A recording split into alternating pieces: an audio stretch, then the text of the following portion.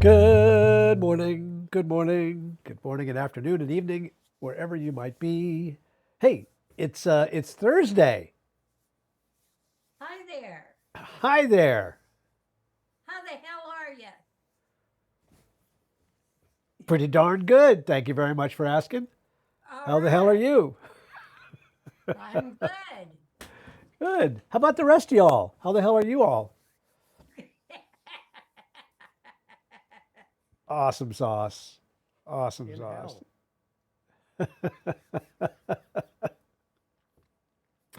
Well, hey, I've got a lot to jump into today before I forget, which I probably won't, but I'm going to say it early anyway. Um, Next Thursday, there will be no class. I'm going to be out of town. Some of you know that I have been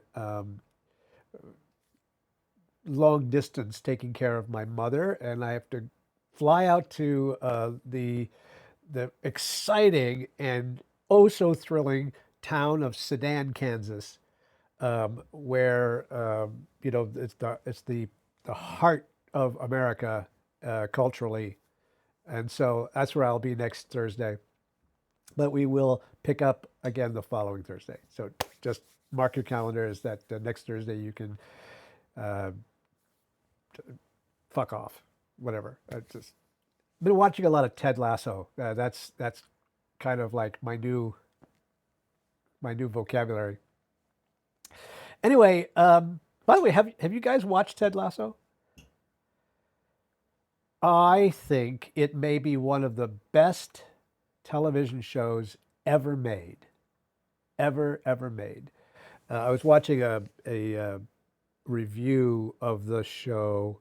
It was on for 3 seasons on Apple TV, and then it was done. Like you know, most television programs want to go for 5 seasons minimum, because after 5 seasons, residuals are paid to the writers and performers, and so people make a lot of money off of residuals after 5 seasons. But this one just said 3 seasons. It's a 3 season arc, and we're done. And the reviewer was commenting, like, if you think of the big television series, the big television stars and the actors who portrayed them, we had like um, Tony Soprano, a major, major character. Um, we had Walter White, right? And we had, forget what the name of John Hamm's character was in Mad Men. Um, But if you think about like very strong characters, very moving, a lot of loyalty to these characters. They're all what we would call anti-heroes. They're all men who are following a dark path in life, sort of the opposite of what we would think of as a heroic figure. Even the Witcher, if you like that kind of genre, right? The Witcher is an anti-hero in a lot of ways. He's trying to straddle both lines, being a good guy and a bad guy. He's a bad good guy or a good bad guy. Ted Lasso is something entirely different. Here is a character whose entire story, his demeanor, his dialogue is absolutely unwaveringly positive, generous, compassionate, wise, but also human. He's got his own bouts with mental illness and anxiety and the struggles of being a stranger in a strange land. Um, and I think all in all, it is one of the most uplifting TV shows I can remember watching, um, especially one that wasn't artificial like Leave It to Beaver or something like that. This is a very kind of uplifting show. And if you haven't had a chance to watch it or watch clips of it, absolutely, um, I absolutely invite you to go seek it out. Go onto YouTube and look up Ted Lasso Darts, the Darts episode. in which he teaches everybody, like the people in the scene, but also the viewers, a lesson about um, not taking people for granted. And I think it's a wonderful lesson. Anyway, so I've been watching a lot of that, and then swearing a lot because that's that's what they do. As if I needed encouragement, you know. All right, today in today's class, we're going to cover two adventures. If you've been following along the study materials in the 101 class, you might have noticed that I have titled each one a different adventure, something to explore, something to face as a bit of a challenge in the hope that it will create a micro hero's journey cycle so that you go into it, you follow along the path, you face the challenges, you have a little death, and then at the end you're transformed and you come back home again and ready for the next adventure. So, adventure by adventure, that's how the 101 class is constructed. And today we're going to cover two adventures. The first adventure is going to be about the fundamentals of the movements that we do in Tai Chi Fit. Right? So um,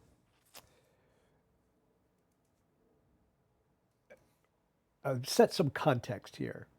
I was thinking about this the other day. I can't remember where I read this. I think it was like Stephen Covey. Somebody can correct me if I'm wrong about this. He said, "Begin with the end in mind. Begin with the end in mind. What is the end goal?" And in this course, 101 course, the end goal is that you could demonstrate, or what we call model, the movements, and others can mimic you without too much trouble, right? So it's ease of access. You want to make it, as easy as possible so that your modeling is so good, so clear, so confident that others could just model you, right? I'm absolutely convinced that you can do it at the end of this course, but that's the end, that's the goal in mind. So we begin with taking a look at the component parts of those movements and learning them in a way that will give you that confidence. That will say, oh, God, I know these movements literally inside out. Okay? That's what we're going to, that's the first adventure. The second adventure is once we have a sense of how movements are constructed, how do you connect them? How do you put them together? Right? How do I get from one move? Okay, I've done it. Then I got another move over here. I got to link them up somehow, which is what we call transitions. So we're going to go over the three different kinds of transitions that we use in our Tai Chi Fit choreography, our flow choreography. And those are the two adventures that we're going to cover today. That's what we got started with. Yeah, Monica. Yeah, I've been trying to get into the videos there, and I just wanted to say the videos don't seem to come up on my computer, but they come up on my phone. Yeah, there's a mobile app, so I just wanted to mention that. Anybody else Um, having difficulty getting the videos to play on their computers? Once again, this is a case of the internet hates you. okay, Uh, thanks. yeah, Yeah. don't feel bad. It hates me as well. It just Dave had a comment. Yeah, yeah. I can make all of them work on my computer, but a lot of them will not work on my phone. So, Hey, I got somebody you can meet. Yeah. yeah.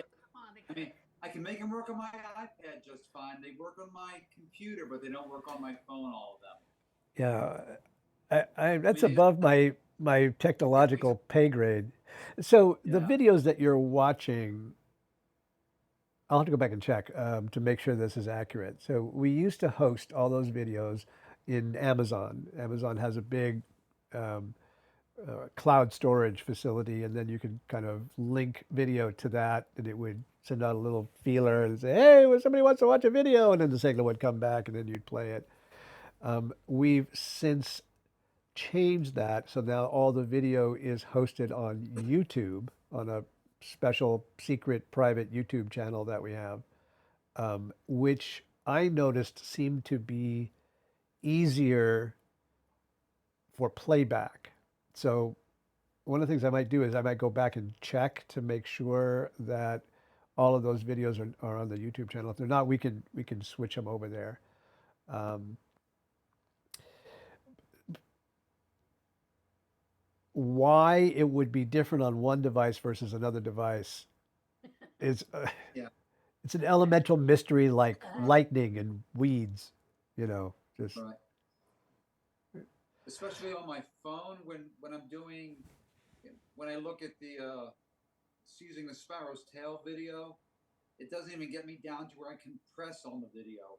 It just kind of shuts off. I mean, I can read through the choreography and everything, but it won't get me to that. Same for the last one with the opening the heart. It just doesn't get you there. The other ones okay. it does for some reason, but so Well, I no, just want so my thank iPad. you. Gosh, I hope you guys never feel embarrassed about calling me out. Like, hey, your shit doesn't work, dude. Like, like I really appreciate that. I really do. Without that kind of feedback, I will never know, and we can't make it better. So please never be hesitant to say. I've confessed this numerous times. I have no idea what I'm doing. Just be aware of that. That's This much, obvious. yeah.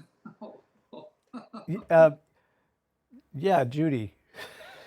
Yeah, before I forget, I need to have the email addresses for Susan, Karen, Firebach, Sarah, and who else?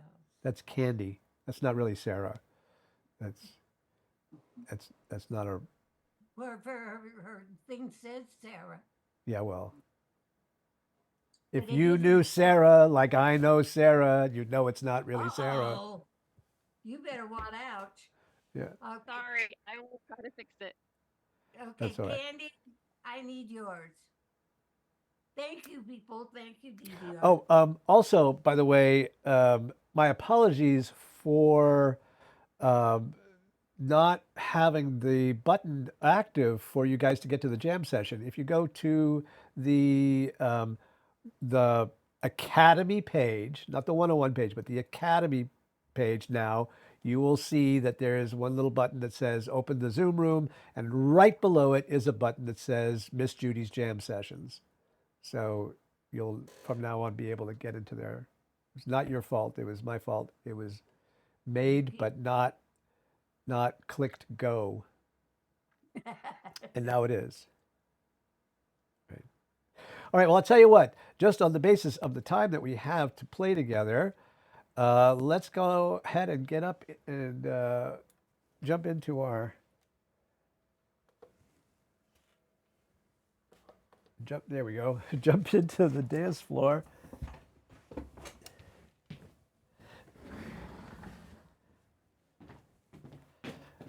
Oh dear, Andy, don't do that. All right. If you're watching somebody do Tai Chi or you're watching me do a flow session or something, it probably looks like there's a jillion things happening. Like there's so many things going on. And it is one of the things that is the source of confusion and sometimes hesitancy for people to get started with Tai Chi, started with our flow. But the fact is that all of those movements are made up of a very small and manageable number of fundamental positions and actions of the body. And I can break those fundamental actions and positions into four pieces so that we look at each piece or each section of the body individually and get comfortable with what goes on in that section. Does that make sense? So we'll start with the lower body, what we call the root. So these are the roots of the body. These are the roots, the legs and the feet.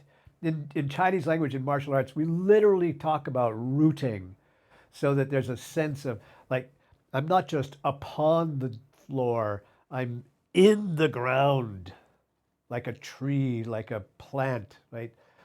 So our first basic rooting position that we're going to go over is what's known as the bow and arrow step, or it's actually just called the bow step, but sometimes when I use English, I would say bow and arrow, so it doesn't seem like I'm talking about bow ties, right? So we want to make a lunge position, but it's a special kind of a lunge position because, as you guys all know, it has a space between the feet, right? It has a gap in here, which is different from a lunge position in which there's no gap. This is like a yoga lunge, and this is a Tai Chi lunge, right? So let's talk about the dimensions of that lunge. First of all, how long? By the way, I'm going to talk about two different dimensions: length and width. So length is the difference, or is the distance from front toe to back heel. That's the length of your stance here, front toe to back heel. And width is the distance from inner ankle to inner ankle, right? Length, width. Does that make sense? So how long should it be? So the textbook definition of the length of your bow step is double shoulders. And here's how you find that. Start off with your feet together. Right? Now, pivoting on your heels, you're going to turn your toes out only 45 degrees. Don't be careful about over rotating because it'll mess you up there. So just 45 degrees. Proper duck foot right there. Then pivoting on the balls of your feet, turn the heels out 45 degrees. This one, you might have to sort of squeeze it out there a little bit so you get a full 45, right? So they're really pigeon-toed here. Once again, pivoting on the heels, turn those toes out just 45. Toes, not heels. And then pivoting on the balls of the feet again, turn your feet straight ahead. This is the textbook way that you find double shoulders here. And so now I'm just going to pick a direction sort of at random and just go, if I lunge this way, this is the textbook length of your bow step. Now you may stand here and go, wow, that feels like it's super long or super big. I don't feel really comfortable, which is just fine. You can make it shorter. The bow step should be something that you're comfortable with. But this is your starting point. This is where we begin to say, okay, so let me play around, but this is where I started. It's like with this length. Okay, let's go back and do that again. Right? So with the feet together, pivoting on my heels, I turn the toes out just 45. Pivoting on the balls of my feet, I turn the heels way out there, 45 in each direction. On the heels, I turn them out 45 again. And sometimes, like I said, you might take a look, make sure I'm not over rotating. Then on the balls of the feet, you turn the heels out one more. No, I'm sorry. Then I just turn my feet straight. Right? Pivoting on the balls of your feet, turn your feet straight ahead. Now, again, I'm just going to arbitrarily say, I'm just going to turn in this direction. And there is my double shoulder lunge. Now, I made a couple of foot adjustments here when I did that. I pointed one toe to the direction I want to lunge in. And I took the back foot, pivoting on the heel, turn the toes in 45 degrees. So the toes should be inward 45 degrees on that back foot. Right? The weight's distributed 60-40. 60-40. right? So there should be some like, I'm sort of leaning, got some momentum going there in that direction. So that is our length dimension. Now what about width? Now just stay right where you are because I'm going to do that again from the side, right? So now you can see I've done my length, but I have no width. So what I want to do is I'm going to take, I can either go with the back foot or the front foot and move it out, and that gap there, the width of your step, should be your inner hip width. So not your saddlebags, although I don't really have much saddlebags because I have nothing. I have no butt whatsoever. So I wish I had saddlebags. But we can all have an inner hip. So this is right down the center of my thigh bone. Right there. That's my inner hip. And that's the width. Here's another way of looking at it. If you're at the bowling alley and somebody rolled a bowling ball between your feet, they wouldn't crush your toes. There'd be enough room for that to roll right through there. That's your width. And so every time that you make a bow step, you step out long and make sure that you've got width, right? In a practical way, what that means is that from feet together, I have to step at an angle, right? This is an angle outward. It's an angle outward. I'm going to go that way. I have to step at an angle outward. Otherwise, I won't get that width, which we call, anybody remember? Channel. The channel. Exactly. All right. So here's what I want you to do. We're going to do this just from standing, and I'm just going to let you do 5 on each side. Bow step, bow step. Make sure that you step. Make sure that you get into a channel there. Just play with it so that if I said make a bow step, you know what I'm talking about.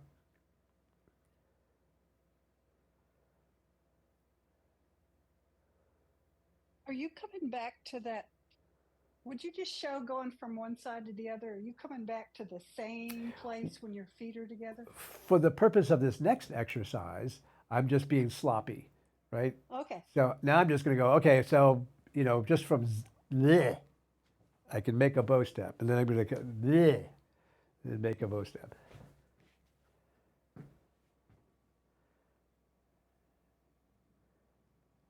Ah, see, you lost your channel there, Karen. Yes. Need a little bit more width there. Yes. Right.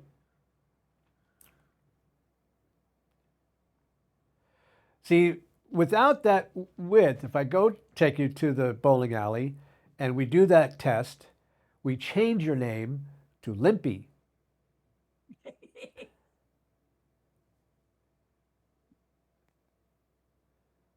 Ah, and one more thing. Oh, Karen Fireball, I love you so much. You let me pick on you today. Get all the good stuff out there.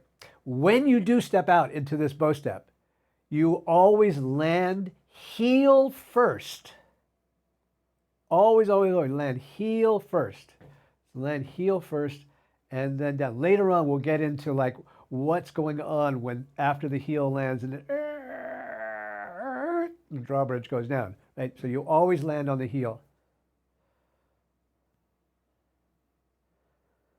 Yep.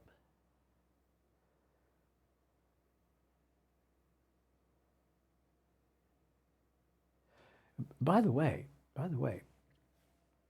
when you leave your bow step, you reverse action and peel the toes up so that you are on your heel again. So I'm not going to like launch off my toe there. I'm going to peel those toes up. Start with the heel, toes down. Peel the toes up. Land heel first and down. Then peel the toes up.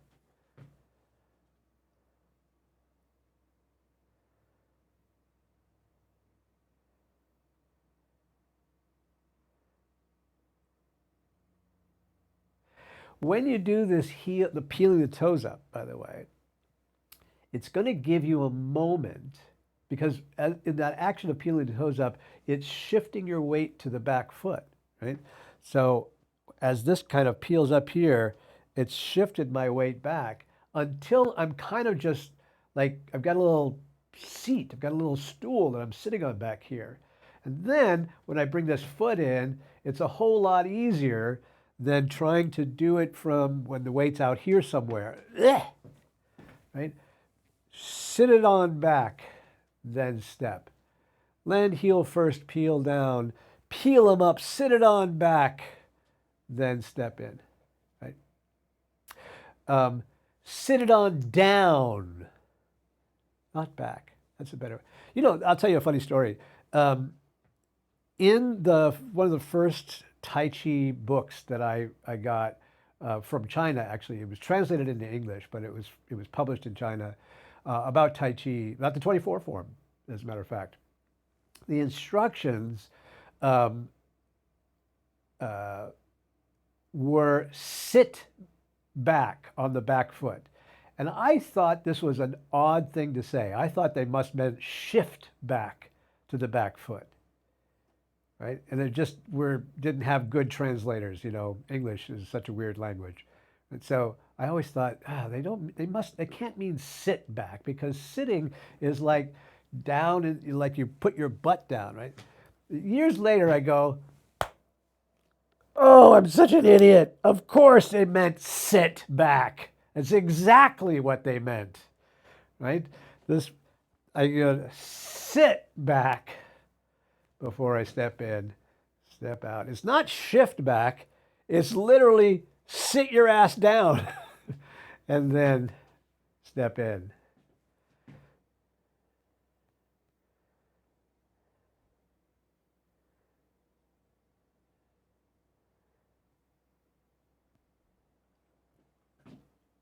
All right.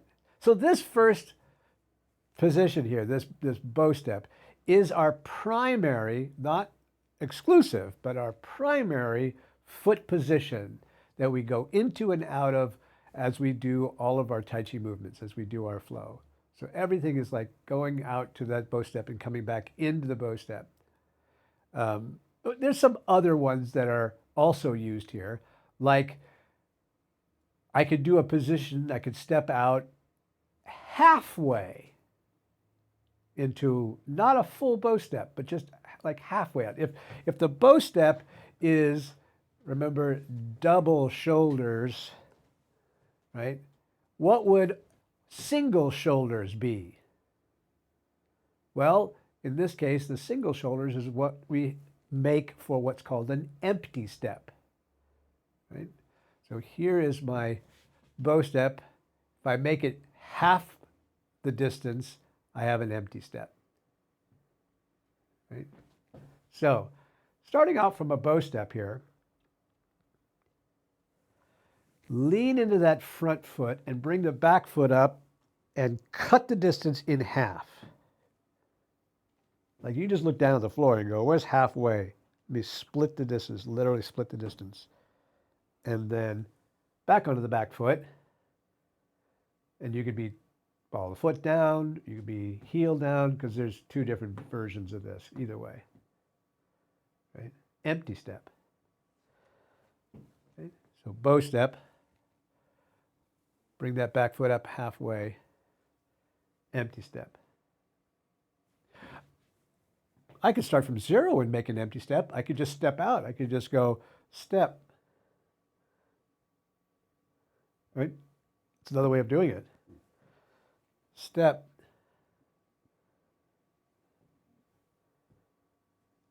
So I could get into two ways. I could step from neutral into it. I could step from neutral into a bow step and then make an empty step. So there's two different ways I could do that. Does that make sense? Okay. Now, from a martial point of view, from a traditional Tai Chi point of view, these two steps are ways of getting closer and closer to your target. They're ways of advancing. Right? Give yourself a little room here. Stepping into a bow step is moving a big step towards your target. Stepping into an empty step is making a little progress. So I'm going to start off with an empty step. I've made a little bit of progress towards my target. Now a step bigger. Now I want to get a little bit closer, but not too much. Now I'm ready to go faster. Now I'm ready to go just a half a step. And then a full step. And then a half a step. And then a full step. And then a half a step. Now, in our flow choreography, particularly our beginning flow choreography, we won't use this next piece, but it is something that we want to keep in our back pocket. And that is, I can not only get closer to my target, but I can move away from my target. And the way we typically do that in Tai Chi is by taking half steps. So I'm going to take a half step back and a half step back, a small step, empty step back, and an empty step back, and an empty step back. Right? Does that make sense so far? So now I've got two different ways of getting farther away and one way of getting back to the beginning. Does that make sense? Yeah. All right. Let's take a moment. I want to invite you just to kind of play around with these, just like be messy and goofy and step out and step back and half steps and more steps and the more the better.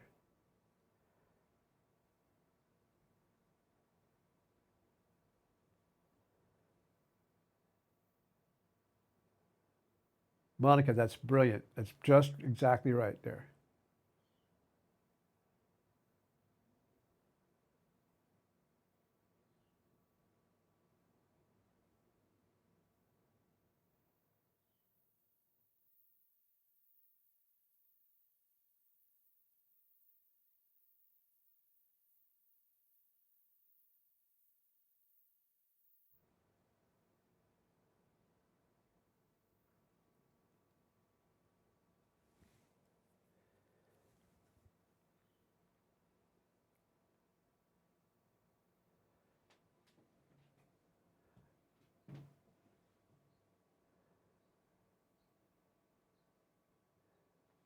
Beautiful.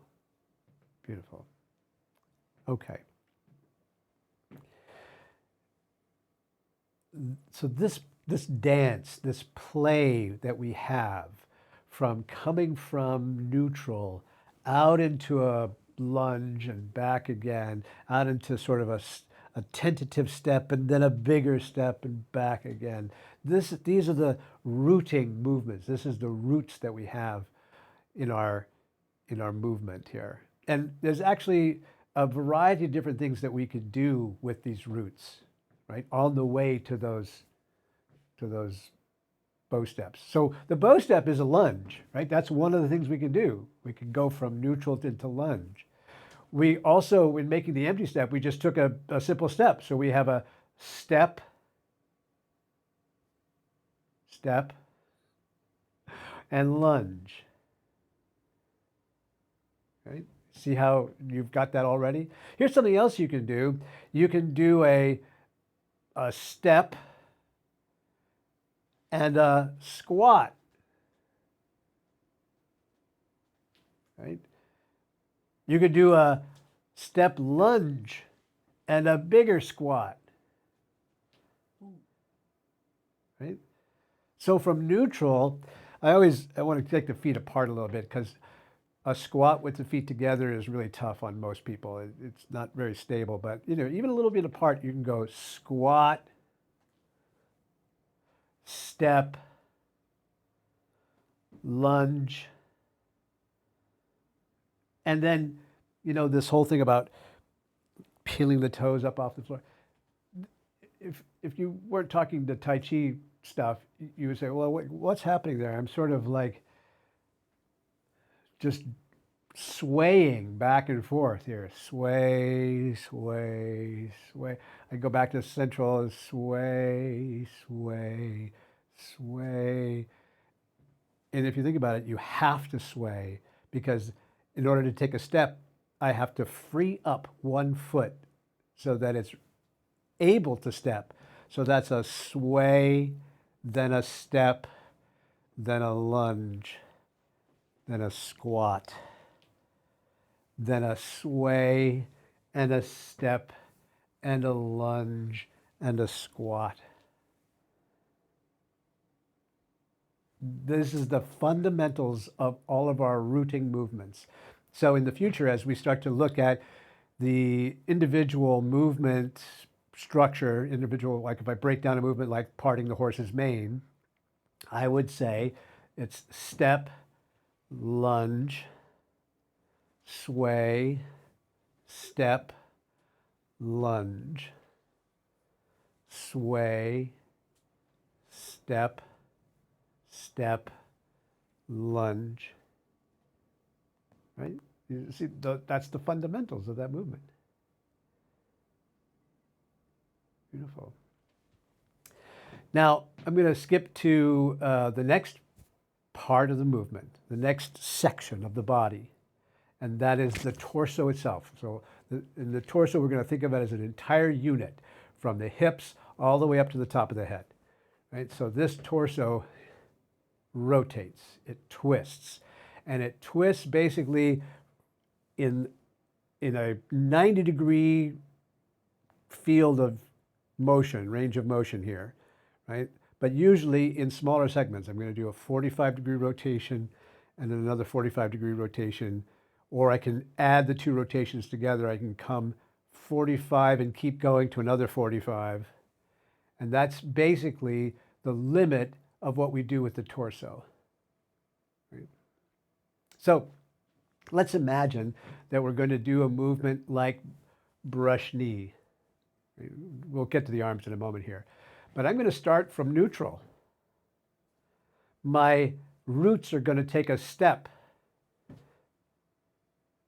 And then it's going to finish with a lunge.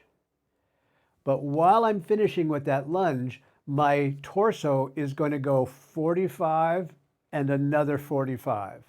So I wind up with a full 90-degree range of motion. Okay. One more time. If I start from neutral, we'll go this way just for giggles, right? I take a step, and as I finish my lunge, I'm going to rotate more 45, another 45, until I've turned 90 degrees. That's brush knee. Let's do it again. This time we'll do parting horse's mane, because parting horse's mane does exactly the same thing, except that it only turns 145, right? So I take my step, I start to lunge, I rotate 45 and stop. So brush knee was a full 90, parting horse's mane is 45 and stop.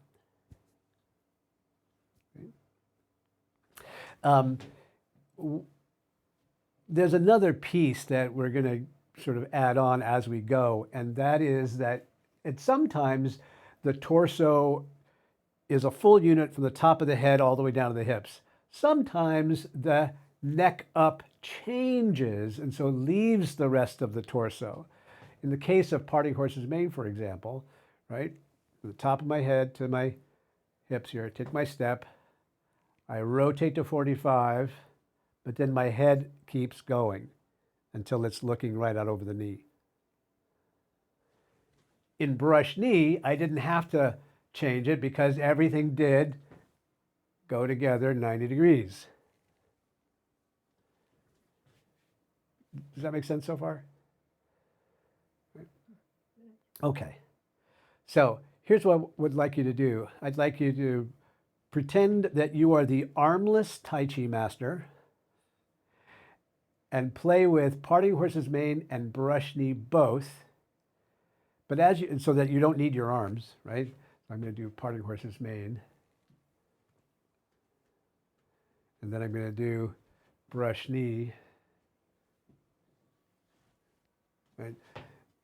Just to get a sense of how that works.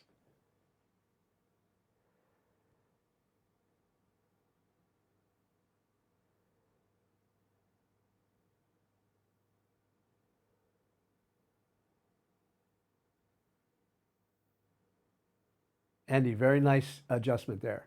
I saw that you figured it out. It was excellent. It made that back toe adjustment so that you were in a solid lunge.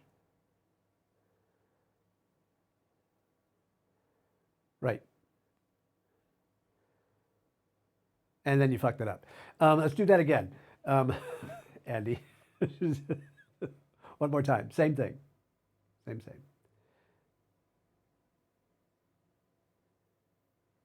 Freeze. Freeze.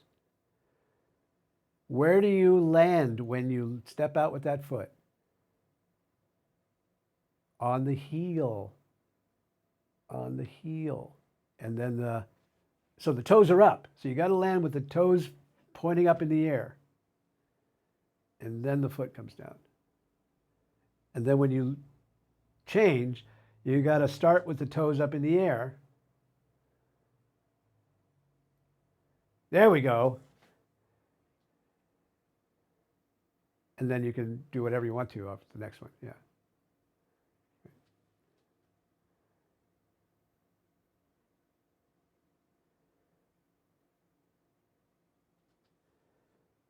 Good.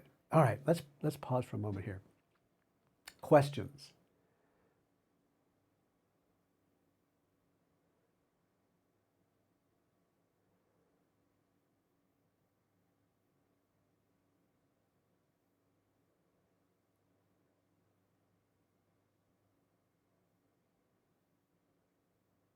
Yeah, Judy.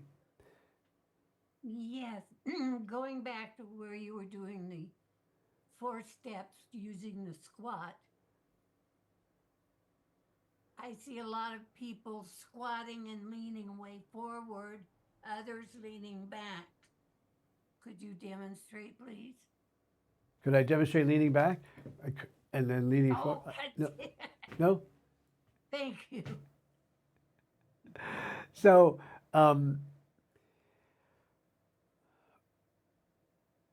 we're not going to worry about the squat too much at this moment in time. Later, we're going to see how we use this squat. And the squat is just the best anatomical reference to what we actually do here without getting too technical. If you want me to get technical, I will. This is what's called a vertical transition. So as I move up and down along the spine here, I'm going to move vertically up and blah, blah, blah, blah, blah, blah, blah, blah, blah, AKA squatting. Now, sometimes the squat is big, sometimes it's little. In the case of snake creeps down, that's a big ass squat. Squat, right? In the case of old man digs in the garden, that's a big squat. But it's still just a vertical transition. Open the door, however, is also a vertical transition. It's just tiny. It's just a little squat. It's a squat. Does that make sense? Now, how do you know how big or how deep to squat? And I guess this is where Judy is actually making a really good point to think about here. That so old man digs in the garden is actually a bad example because that's not a Tai Chi movement. That's a Qigong movement. And so the rules are a little bit differently. But in Tai Chi movements, the idea is that we want to keep the spine in alignment in sort of a vertical, neutral position. And if you have to compensate for that, it means your hips aren't that flexible and you don't need to go down that far. Snake creeps through the grass. It's like my grass has gotten considerably taller over the years, right? I used to be able to go all the way down to the floor without leaning. Now, not so much. Right? So I keep my spine erect, and that's it. That's all I need to do.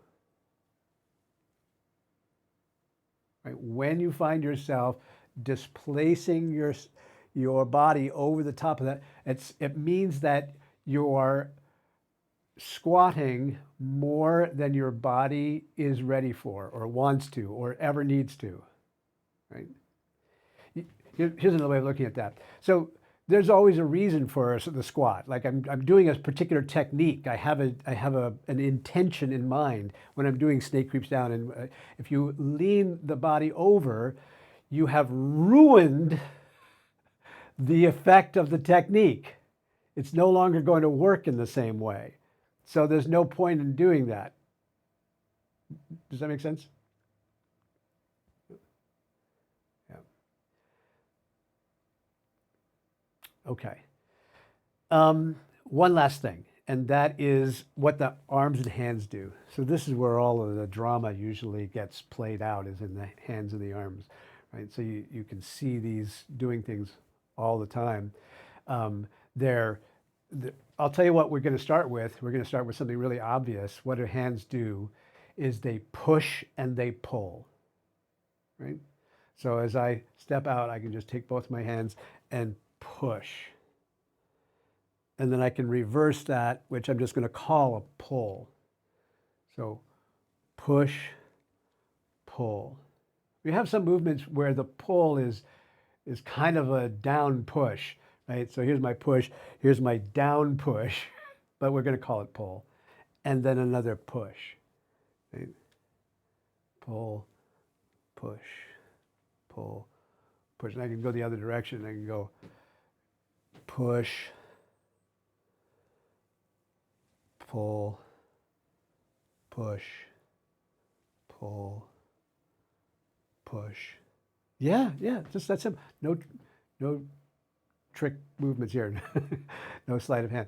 I'm going to start from neutral, and I can go step, rotate, lunge, push. Right? Sway, rotate, step, step, rotate, lunge, push. You want to see something really magical? I can even do this with one hand. Wow. Wow, that's right. Sway, rotate, step, step, rotate, lunge, push. Does that look familiar at all? Does that look, I swear to God, we have a movement that looks, oh, that's right. It's called brush knee and push. So that's all it is. So I've just got this push out here. Sway, turn, sway, step, step, lunge, turn, push. Push and pull, push. That's a basic thing that the hands do. Right? Here's another thing that the hands do. They bend, right? Or the arms, I guess we could say the arms bend. So in between my two pushes there, I could bend the arm and then push, right? So say I have push, and then I'm going to sway, turn. Did I do that right? Sway, turn, bend, step, rotate, push. Right? So this bending of the elbow here in our flow choreography, we call it a wave, like waving in here. So I have wave, push, pull, wave, push, pull. Does that make sense? Right. Usually there'll be a wave just before your push or whatever else you're doing because you want to bring the hands from away from you back towards the center line to get ready for whatever's coming next here. This ready position, we've talked about before in other classes, we'll learn about later, is called a chamber, a chambering action. So this wave creates a chamber, and then the chamber opens to the next movement. Does that make sense? Okay. Let's see how this works with brush knee. Let's come back to neutral. Hands float up in front, and they just float. Sway, sway, step, wave, step, turn, push. Sway, turn, step, wave, step, turn, lunge, push.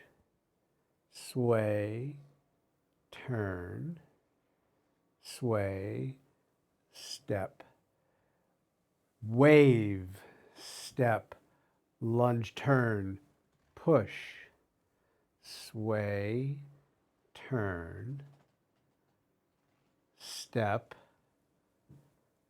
wave, step, turn, lunge, push. Now we're going to come back to the center.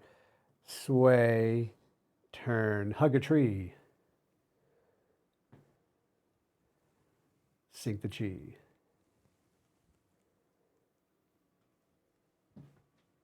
Beautiful, beautiful, beautiful. Push, pull, wave, push. Squat, step, lunge, sway, turn, turn, turn. And together, all of these things make up our basic movements. A couple of other basic movements that we can do with the hands here. Let's say instead of doing brush knee, we did part horse's mane. Right? So from neutral here, hands float up and embrace the moon. Now embracing the moon here is like kind of a double wave. I'm embracing the moon as a chamber. You can even see it. There's like a little pot right in here. Hold on the moon. So starting with embracing the moon, step, step. Now this time, instead of pushing, I'm going to toss. I've already done my wave. So I'm going to take my wave and turn it into a toss as I lunge and turn. Okay, let's do that again. Right from here, I'm going to step, turn, lunge, and toss. Sway, turn, double wave to make a hold the ball. Step, lunge, turn, toss, sway, turn, double wave to create hold the ball, and step, step, lunge, turn, toss. Back to the center, sway, back to the middle, hug a tree, sink the chi.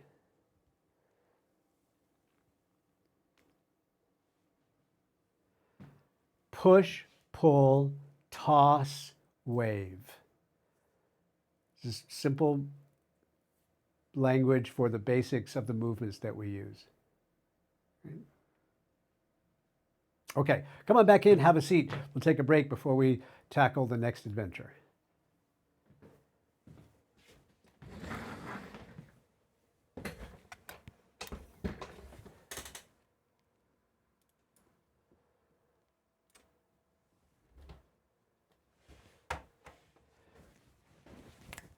Very nice, you guys. Very nice. Questions? By the way, breaking it down like this sometimes feels like, oh my God, it's so much stuff, right? But in a moment, I'm just going to ask you to like shake your head.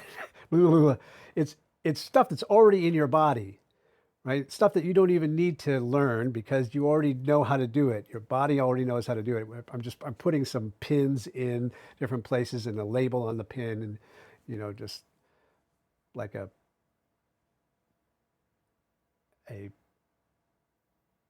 what's the name for people who collect butterflies? A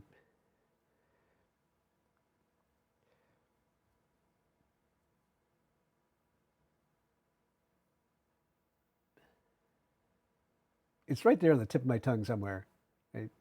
Um, anyway, It's a something, isn't it? Philologist? No, that's a not. philologist is somebody who knows about language and words.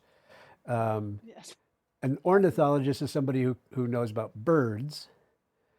Entomologist? And an entomologist is somebody who knows about insects in general. And then there's something about lepidopterist. Or is that somebody who breeds killer Lepidoptery rabbits? is butterflies and moths. What is it? Lepidoptery is butterflies and moths. That's what I thought it was. Lepidoptery is butterflies and moths. So they have these little plaques where they put a pin in it, and it's, right, and then forever, you can hear them screaming at night.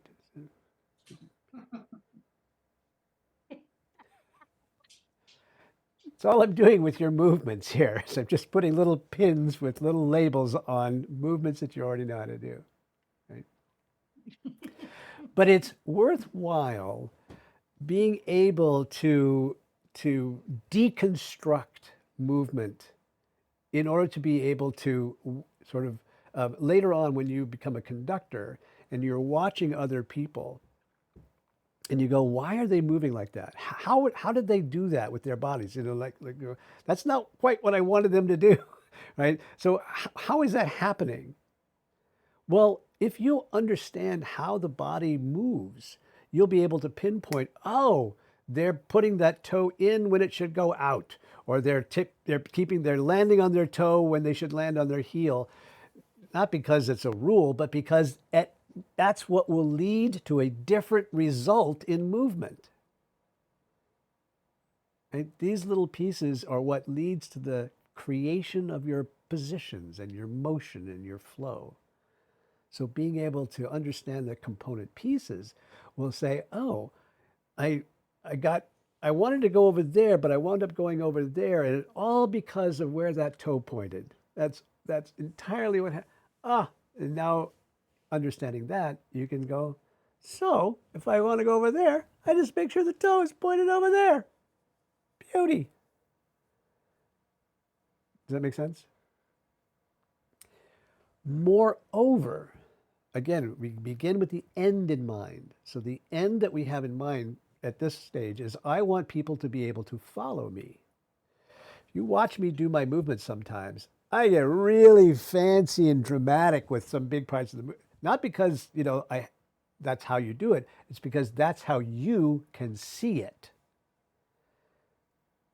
If I want you to follow me, I'm going to make damn sure that that toe gets a spotlight as it turns to the west. Does that make sense? And if you know all your component parts, then you can pick what gets spotlighted.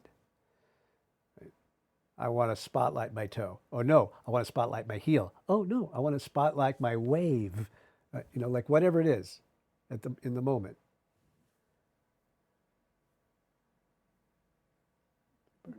Yeah, Dave. Yes. Before I get too many bad habits developed, um, what is the position of the spine for most of these? Is it supposed to be straight 90 degrees up and down? Because and I watch a lot of videos and see a lot of pictures, and they're all over the map. Yes. So that's a great question, and there's two aspects of this to consider.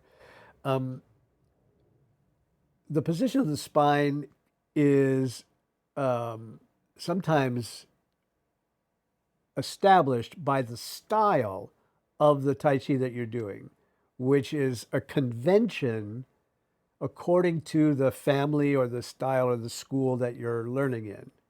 Right? It has no um, greater or lesser meaning, except that that's the style. So, for example, in Wu style, you see this really, sort of very pronounced 45-degree angle of an incline in the body. Now, one of the reasons why they think that that may have developed that way, and by the way, so they have this dramatic incline in the body, but a very relatively short stance. So their stances are not that double shoulder width. They're shorter than that deliberately. The toes are very angled. And one of the theories about this was back in the day, back in the early 18th century, um, the first patriarch of the Yang family was contracted to teach Tai Chi, to teach the martial art of Tai Chi to the emperor's nephew's bodyguards. And this group, this sort of cadre of military people at that level, all wore big, elaborate, heavy coats. Right? And so, in order to be able to do their movements, they had to accommodate, to modify their movements from the other Yang style into something that would work with their attire. Because they didn't have the luxury of like choosing their own clothing. When you're on duty as it's like the Queen's Guard in London. You go and you see them, and they've got the big tall hat and the horsetail and the sword and everything. Not so practical on the subway, I'm just going to suggest, but you have no choice. That's what you got to wear. Well, the same thing is true for this group of people, and the head of that group of guards was Mr. Wu, and so the whole Wu style developed according to that incline. And so you say, well, so what's the right way to hold your spine? Well, I don't know. Are you doing the Wu stuff or are you doing the Yang stuff? That's one way of understanding how the spine should be held. The other way that you understand the spine being held is that the larger theory of Tai Chi is everything depends upon or is based on the body position that's most neutral. So your neutral anatomical position in one in which you have a natural vertical hang. In fact, in the Tai Chi Classics, it says the spine is like a string of pearls held from above. So like your skull is like the top pearl, and every vertebrae underneath that is another pearl, and just gravity just kind of draws you down, and that's how you hold the spine. But the spine in the human body is not independent of the hips. So if it's where the hips are going, is going to indicate a different spine. So I don't want my hips to be here, but my spine is sort of like now it's no longer neutral. So my spine, in order to be neutral with my hips, is going to try to follow a slight angle of the spine. Does that make sense? I'm afraid I got off on a little bit of a technical tangent there, and I don't want to confuse anybody. But context is everything. Right? This is certainly true in Tai Chi. Context is everything. We have a third context, and this is the most important one. In the context of the flow theory and learning to do these movements here, it's like throw out your Tai Chi, throw out your principles, think about the human body itself in its most natural and uninhibited state, right? So that there's the least amount of pulling and pushing on the body itself. Just neutral, just relaxed, just hanging, floating in water, floating in air. That's the neutral spine. Does that make sense? Yeah. The moment you start to put tension on it, like I have to hold it in in a particular, it's the moment that you put a stranglehold on flow.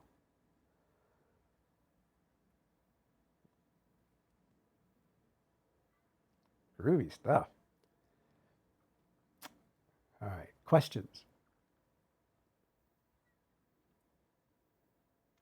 A comment Yeah, more than a question, yeah, I guess. please. But I noticed because I was thinking so hard that my hips tightened up and it was much harder to make that step into a channel.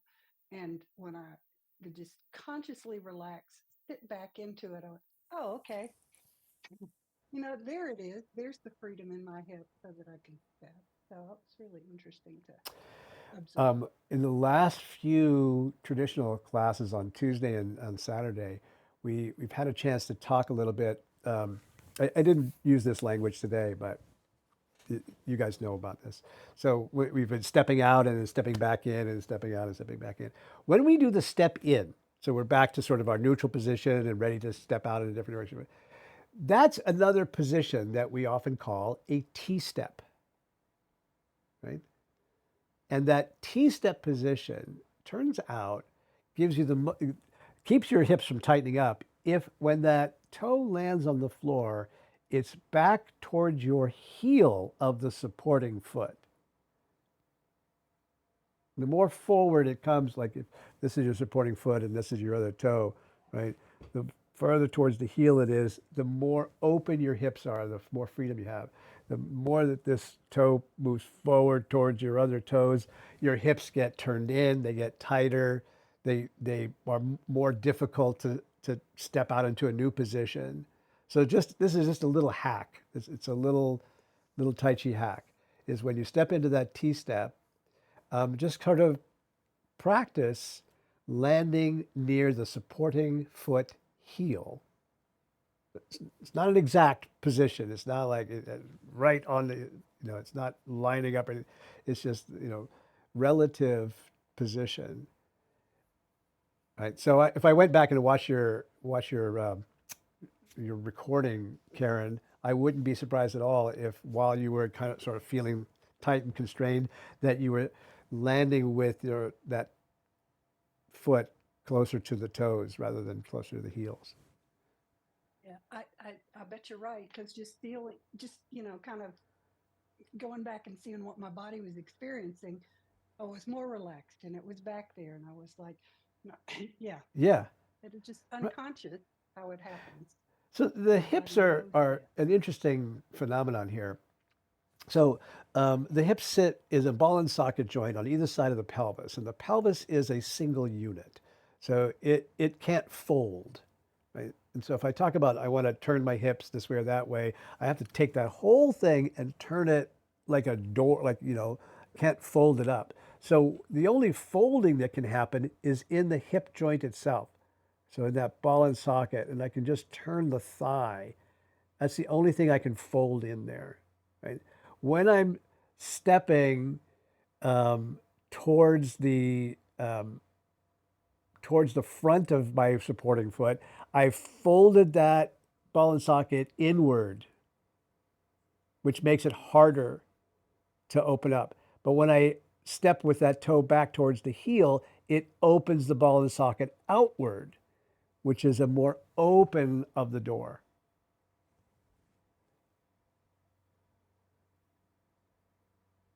Yeah, I'm going to give people nightmares if I keep talking like this.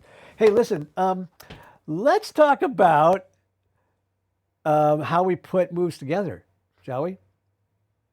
Come on up and join me on the dance floor once again.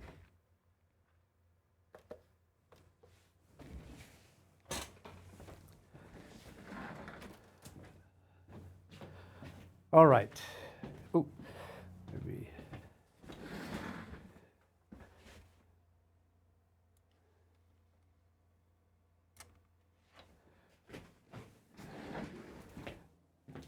All right. Once again, there's lots of material in the videos, assuming that you can actually get the videos to play for you, on these fundamentals of the Tai Chi of the flow movements here. So the roots, the trunk, the crown, the head and eyes, and then the limbs and flowers out here in the hands and fingertips and arms. Together, they create individual movements like parting horse's mane or brush knee, right? So we've just gone through these two movements as examples. Let's say that I want to now do more than one movement. And in order to be able to do more than one movement, I have to link one movement to another. Does that make sense? And these links are what we call the transitions. And there are three kinds of transitions that we use. And they are transitions that are used in order to connect multiple repetitions of one movement. That's one kind of transition. I'm going to use it to change sides, like I want to do the same movement, but I want to do one in this direction and I want to do another in this direction. So I have those kinds of movements. And sometimes I want to take an entirely new movement or a new combination of movements and start afresh. So we have transitions which connect one combo to another combo. So I have transitions which connect one movement to multiple repetitions.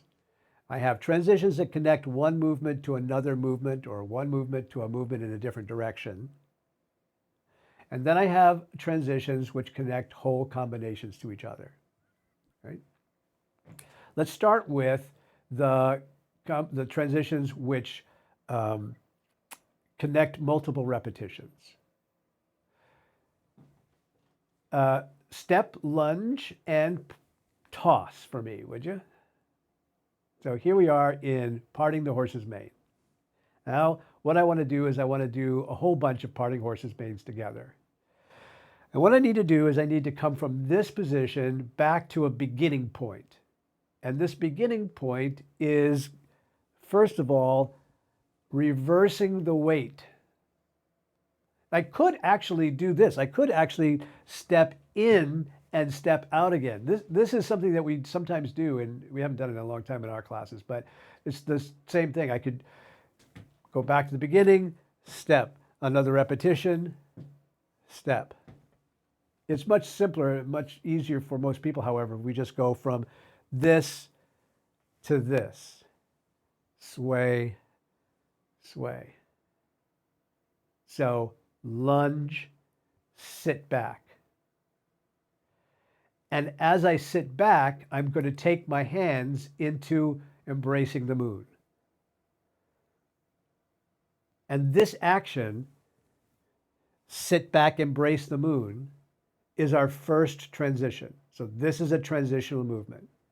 So parting the horse's mane, sit back, embrace the moon. Parting the horse's mane, sit back, embrace. This is how I do it. This is how I link them together. Just for giggles, I'm going to show you a brush knee. Brush knee is, here we go, brush knee. And then I'm going to sit back, embrace the moon, only a slight variation. You see, so this thing right here is just a slight variation of embrace. It's actually embracing the moon, just opened up a little bit, right? So from brush knee, sit back, embrace the moon. Brush knee. Sit back, embrace the moon. Brush knee. Part horse's mane. Sit back, embrace the moon. Part horse's mane. Sit back, embrace the moon. Part horse's mane. So this is the first basic linking transition, linking multiple repetitions of one movement. Now, another kind of transition that we use for multiple repetitions of the movement is what we might call an invisible transition. So this is pretty visible. Here I am. I'm obviously changing body position. I'm changing everything, and something else is going to happen, and then I come back. right? That's pretty obvious. But some transitions are fairly invisible. Like you can't tell where a movement ends and the next transition begins. For example, sinking the chi. Right? Here we go, sinking the chi, comes over the top, floats down, and then I'm just going to do another one. Like you can't even tell that there was a change. This is an invisible connection, right? You and I know that right here I've got to start again, but nobody else really needs to know. It's an invisible transition. Here's another movement where we see an invisible transition is repulse monkey, right? Here I'm going to do my push, repulse monkey, and then I'm just going to do another one. I'm just going to keep on sweeping, pull in, push again. And right here, you know, and I know that this one ends and I have to start over again, but nobody else needs to know. It's just, it's invisible that this is a connecting piece. Right? So sometimes in the choreography notes, when you're trying to learn a new routine or learn a new movement, and it says invisible transition, you go, oh, so this is just a continuity. Or if it's a sit back, embrace the moon transition, you go, oh, I've just finished. How do I link those two together? Sit back, embrace the moon. Does that make sense? Okay. Now, let's say I've done parting horse's mane as many times as I want to on this side. Now I want to turn around and go to this side. Right? In another class, in another we've talked about the walking like a cat footwork transition. But what do we do with the hands here? And there's two basic transitions that we will typically use. And the first one is called the drag. And the drag is really just sort of letting a hand or two just kind of hang out there in space while you drag it on a horizontal line across the room. Right? I finished part horse's mane, and now I'm just going to like drag it like it has a rope on it. It's going to drag across the room, and then embrace the moon, part horse's mane, and then I'm on to my repetition. Sit back, embrace the moon, part horse's mane, sit back, embrace the moon, part horse. Let's say I want to do another 3 on the other side. Again, sit back, drag the hand across the room. Palm up. Depends on what move you're doing. So in part horse's mane, it'll just be, in other words, you'll take the ending position wherever you end up in whatever movement you're doing and leave it there. So for example, brush knee. There's my ending position. Palm out. I'm just going to leave it there. I'm not going to change it at all. I'm just going to sit back and drag it across the room.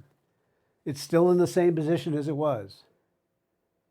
Then embrace the moon variation and brush knee. Right? Embrace the moon variation, brush knee. Let's say I want to go back the other direction again. So sit back, drag it across the room, and etc.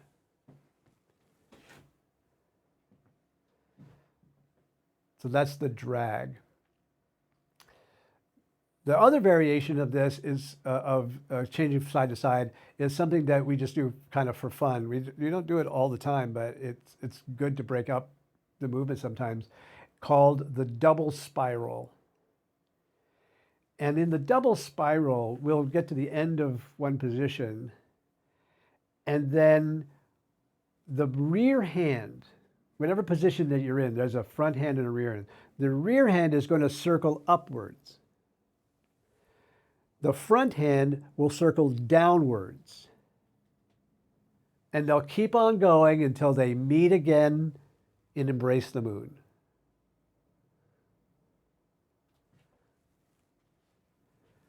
The front hand sweeps down and around and around. The backhand sweeps up and around and around. Right? And then they just pass each other.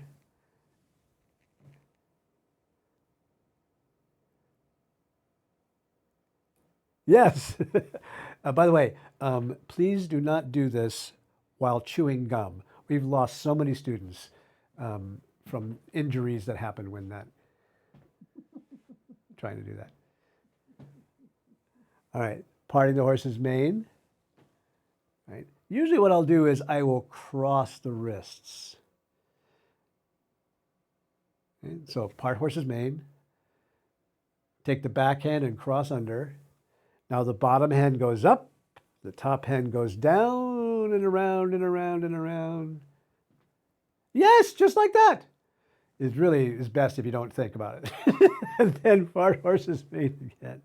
Crossing the wrists, double spiral, and there you are again. Perfect, perfect, perfect, perfect. Now, what do you do if you're doing something like this and you're like, how the fuck do I do double spiral from here? You don't. So there's some movements where double spiral works fine and some movements where you don't. It's just an alternative way of doing that. You could, right? You could do this. What you would have to do is you would have to get my pushing hand underneath something else. I'd have to cross. It's not worth it. You wouldn't get much out of it. But those are your two transitions that we use to go from one side to another side. Right? Our last transition is how we connect entire combinations to another combination. And here is where, in our cult, we have a little saying called hug a tree, sink the chi. Repeat after me. Hug a tree. Hug a tree, Sink the chi. sink the chi. Obviously, Judy's the only one who has drunk the Kool-Aid. So, yes, this is our mantra for how we connect different pieces of the whole choreography together. So I'm making a joke about it, but this is actually, guys, a secret sauce to keeping the movements in flow, right? No matter what you've done, how am I going to keep it flowing? And I keep it flowing with a movement that all of my followers can do. All of my followers know it so well, right? No matter what I've just done, everybody's like, I don't know what the hell he did or how he got there. But now I'm going to hug a tree and sink the chi. And in everybody's mind, they're saying, thank you, thank you, thank you, thank you, thank you. Hug a tree, sink the chi. I love it. All right, let's do something else, right? Hands float up and everything. And it's cloud hands. Cloud hands. And single whip. And snake creeps down.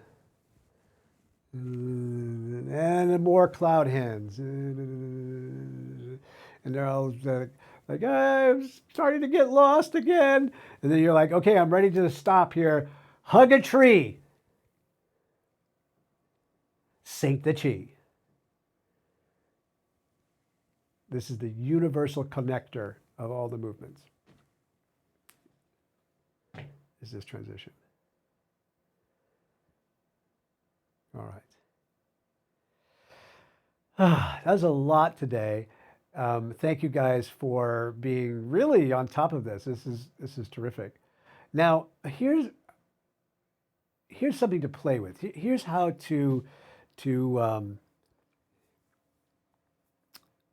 here's how to follow the adventure. Right? The adventure that we follow, the hero's journey cycle, means facing different challenges that increase in challenge as we go, right? And heading towards the end of the quest, which is going to be for somebody to follow you as you're demonstrating the movement. So you can start now. This is a small thing, right? you find some unsuspecting friend or family member, and you say, toss the frisbee.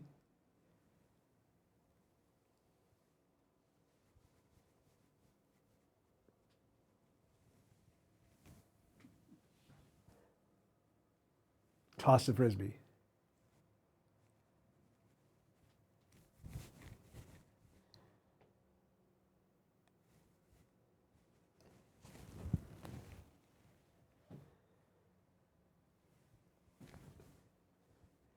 I think I'm going to stop calling it the double spiral. I'm going to change the name. I'm going to call it the alley-oop.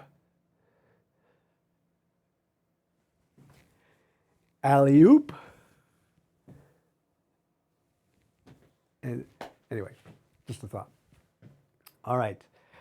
Remember, next Thursday, no class, and then we'll return. And what we'll do is we'll bump the last class another week into October, so that we do get all of the sessions down. I will do my best to have this recording up by tomorrow morning, so it'll be on your replay page, and you can come back and take a look at it again. That's all I got for you. Have a wonderful afternoon. I love you, and I'll see you this weekend.